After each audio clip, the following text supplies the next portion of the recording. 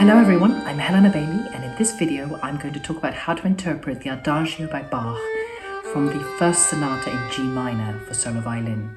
So let's dive right in.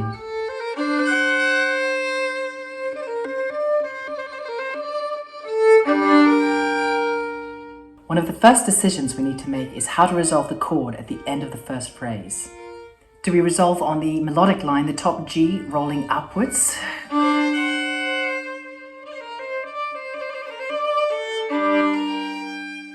Or do we resolve on the ornamental line, ending on the B flat?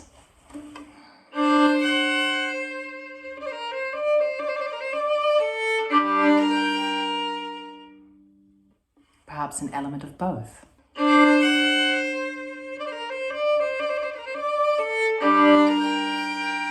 Since our brains are naturally hardwired for narrative storytelling, we are more likely as listeners to follow the ornamental line, which is more dynamic in its threading and weaving than the more simple melodic line.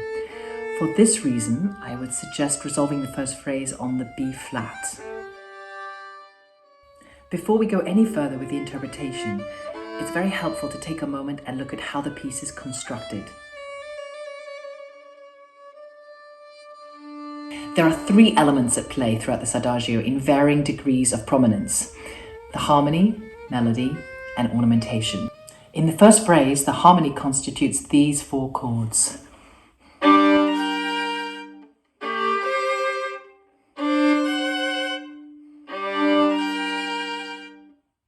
The melody is a G, F sharp, G.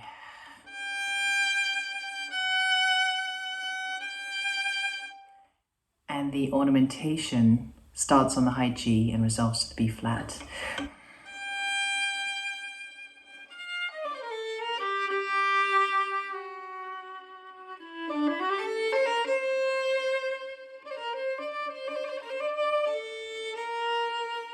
One of the challenges of this piece is to establish a hierarchy between the three elements, the harmony, melody, and ornamentation, and to decide which one to highlight and when.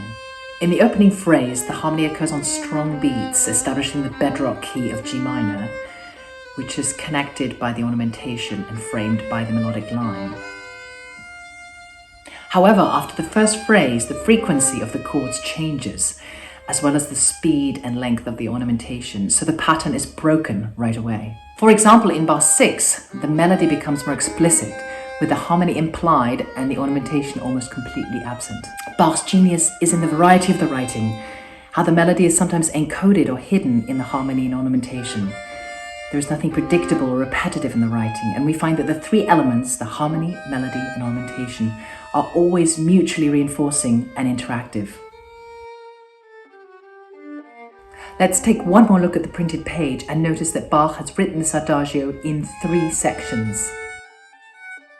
The first 8 bars are in G minor, and then the music modulates to D minor for another 5 bars, until it modulates to C minor at measure 14, where Bach writes a mirror of the opening, but in C minor, with an intensification at the end of measure 15. He uses a 3-part chord here instead of a 2-part in measure 2, until the coda in bar 20 brings us back to G minor.